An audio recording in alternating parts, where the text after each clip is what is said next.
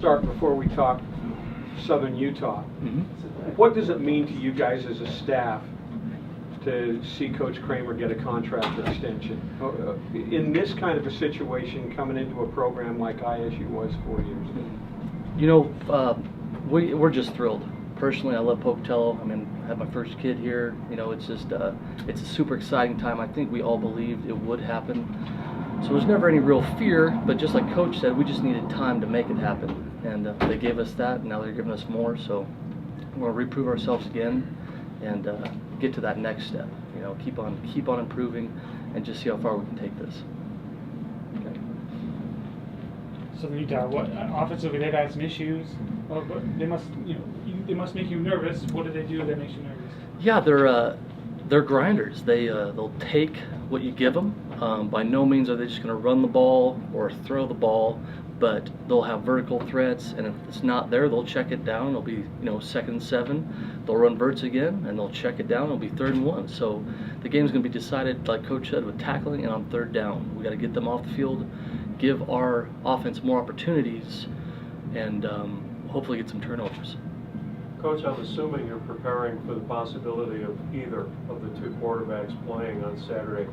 Do they do anything differently? When one guy's in, do they have a tendency to do something as opposed to when the other guy is in? Well, their offense is built on play action, and so it's a run fake here and getting the ball out quick to any multiple routes. So I would say that number 2 is a little bit better at running the ball and the zone read stuff, so he can pull it and run the ball a little bit better than Cantu, but by no means is Cantu a poor runner.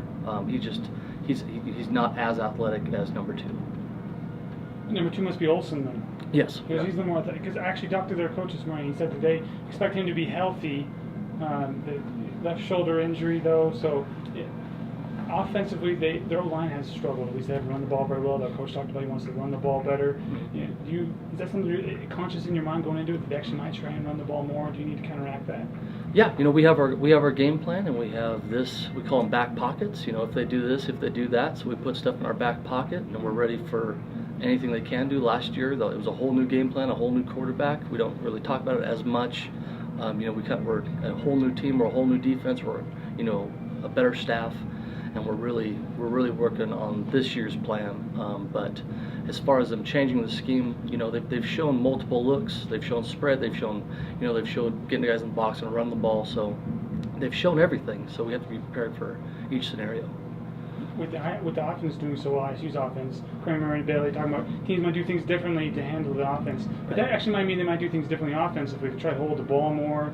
Is there something anything you can do other than, I guess, force turnovers and just get them off? And that's the deal, and that's what they're good at. They're good at possession. They keep the ball, they get first downs, they move it.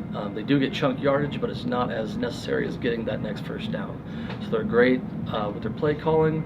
I think they're coached well. I think they have a good plan with who they have on offense. They're concentrated on moving the ball, flipping the chains, changing field position. I think is something they do great. So I could see them trying to slow our offense down by keeping the ball and keeping our offense off the field. But it's our job to be great on 3rd down and getting them off the field. You were better on 3rd down against Simon Fraser versus the rest of the season. Yes. Was that you playing better, or Simon Fraser, a combination of the two? I think we had a lot less mental errors. Critical errors is how we grade our guys, and then we tackled really well. So that's always a telling story. We had a plan. We figured that's how that game should go, and it went that way. So it was fun to see. It was fun to get some guys in the game that normally wouldn't have that opportunity. As a coach, we always want more people to play. It's a great scenario. So yeah, it was a great game. Last thing for me, Coach Kramer talked about Tyler Cooter played his best game. What did you do specifically well? He played with great pad level. He struck. It took 2 guys to block him sometimes, and sometimes they couldn't get it done. But he was focused. He played with great energy and pad level, and when he does that, he's tough to beat.